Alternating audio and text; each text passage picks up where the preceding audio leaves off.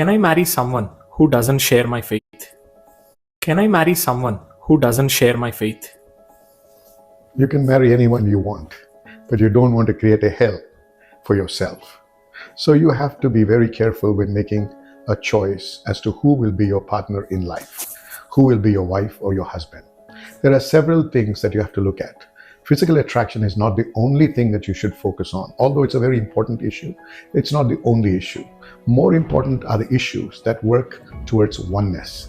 Remember, when God created Adam, He provided Eve, and He said she will be a helpmeet. So both of them should have a common vision, both of them working towards one end. So to do that, there has to be an understanding about the different areas of life. For example, what is your idea about oneness? What are your belief systems? If your belief systems are not in agreement, it may not be an issue initially, but over a period of time, it will flare up and can become a major roadblock. It can become a major hindrance, a major problem, and then it will affect your children. The other issue is, especially in our culture in India, finances play a very important role, because you might be brought up in a certain way of how to manage money. The other person may not have those skills. So if one of them is very shrewd in how they manage money and the other is a spendthrift, and you don't have proper understanding, it's going to create a lot of problems. So you have to look at various aspects, not only the physical attraction part. What is your belief system? Like, for example, both can be Christians, both can believe in the Lord, but one says, I don't need to go to church every Sunday, but the other says, I have to go to church.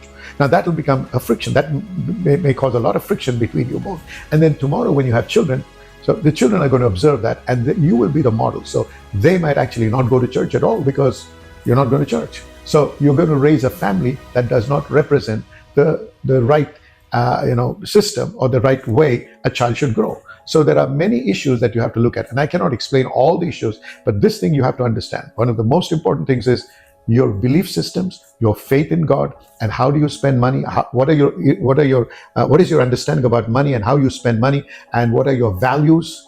What are your, what is important? What are your priorities? What are your values? You need to discuss all these things before you say I do, or else after you say I do, and then you will discover all these things that you're not compatible with, you're only creating a hell for yourself. So be careful that you make the right choice, not just based on physical attraction, but also looking into all these things. What are the goals of your life? What do you both want to achieve together?